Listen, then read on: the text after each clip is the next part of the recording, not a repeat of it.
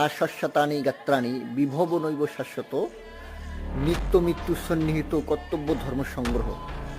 আপনার শরীর চিরস্থায়ী নয়, আপনার শরীরের অঙ্গ প্রত্যঙ্গ চিরস্থায়ী নয়, এগুলো হচ্ছে অনিত্য।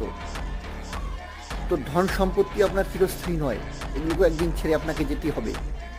তো এই জন্য ভগবান ব্যাসদেব বলতেছেন যে নিত্য মৃত্যু সন্নিহিত, তোমার পিছনে প্রত্যেক দিন মৃত্যু ছুটতেছে তোমার প্রাণটাকে হরণ করার জন্য।